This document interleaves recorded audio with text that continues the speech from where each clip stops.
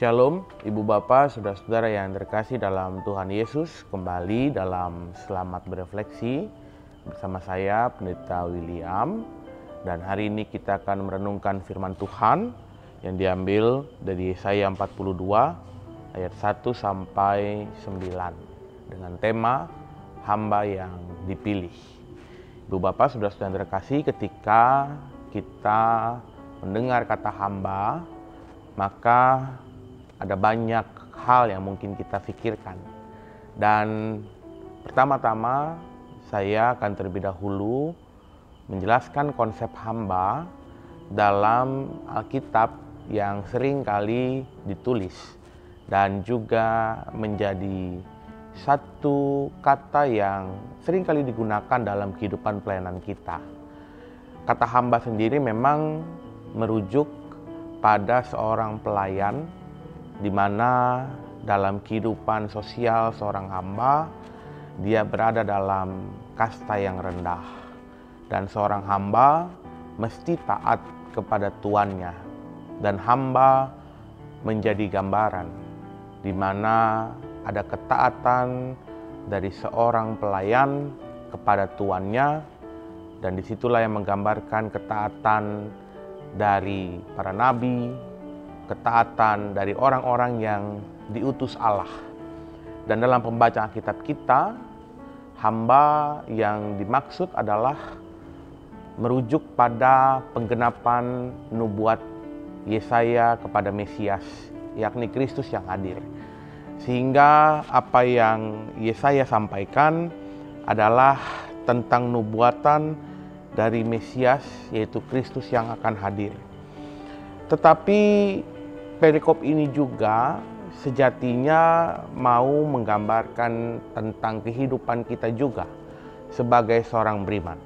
Karena kita tahu ketika bicara tentang Kristus sebagai seorang hamba, maka kita mengerti betapa Kristus meneladankan sikap ketaatan, sehingga dalam kehidupan pelayanannya hingga karya penebusan, ketaatan menjadi kunci dari teladan yang Kristus berikan.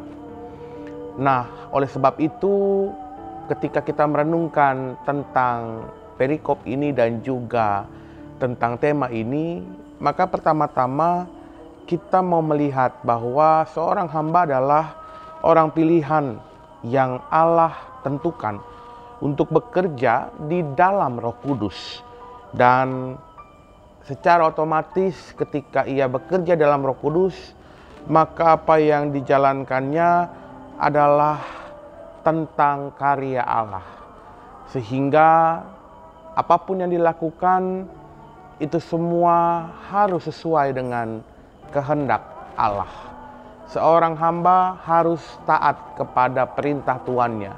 Oleh sebab itu ketika hamba menjadi gambaran bagi orang-orang percaya yang dipilih oleh Allah dalam melakukan tugas tanggung jawab pelayanan, maka dia harus taat kepada perintah Allah. Yang kedua, kita juga bersama-sama mau memahami bahwa pelayanan yang dilakukan harus didasarkan pada hukum atau perintah Allah. Sehingga dalam melakukan tugas tanggung jawab sebagai seorang hamba, seseorang harus benar-benar memahami apa yang Allah perintahkan, apa yang menjadi hukum-hukum Allah, sehingga ia tidak boleh lari dari itu semua. Yang ketiga, orang pilihan Allah dipanggil untuk menyampaikan rencana keselamatan Allah bagi orang berdosa. Sama seperti Kristus yang hadir untuk mewartakan kerajaan Allah, Dia yang hadir juga untuk menebus setiap orang-orang yang berdosa. Maka kita pun yang dipanggil sebagai seorang hamba, kita pun wajib untuk mewartakan karya keselamatan Kristus. Oleh sebab itu dalam tutur kata dan tindakan kita mesti bercermin kepada Kristus. Yang keempat, pelayanan yang dilakukan juga harus menjangkau kelompok-kelompok orang-orang yang dianggap marginal oleh dunia. Sehingga seorang hamba harus melakukan tugas tanggung jawab, merangkul dan juga mengulurkan tangan bagi setiap mereka yang membutuhkan pertolongan, bagi setiap mereka yang tersisihkan, sehingga bukan justru memilih yang enak, tetapi justru harus memilih mereka yang membutuhkan pertolongan. Yang kelima, pelayanan yang dilakukan seorang hamba harus memberi tempat yang utama bagi nama Allah. Sehingga ini bukan soal saya yang melakukan sehingga saya mendapatkan pujian, tetapi ini soal Allah yang melakukannya melalui saya, dan Allah lah yang dipermuliakan. Oleh sebab itu Ibu Bapak Saudara-saudara yang terkasih, dari pembacaan Alkitab dan tema ini kita semua diajak untuk melihat bahwa kita semua adalah hamba-hamba yang dipilih oleh Tuhan. Saya, Ibu Bapak, Saudara-saudara yang terkasih, merupakan seorang hamba yang dipilih dalam kehidupan pelayanan kita masing-masing. Baik di tengah-tengah keluarga, di tengah-tengah masyarakat, bahkan ketika Bapak Ibu mendapatkan kesempatan untuk dipanggil menjadi pelayan-pelayan Tuhan di gereja. Dan secara khusus saya menyampaikan kepada seluruh anggota Jemaat GKP Kampung Sawah, Bapak Ibu yang diminta untuk masuk dalam kehidupan pelayanan di gereja, tentu kami juga menyambut dengan penuh sukacita dan berharap Ibu Bapak dapat menerima panggilan itu, karena ini menjadi salah satu panggilan seorang hamba untuk melakukan pelayanan yang Tuhan berikan.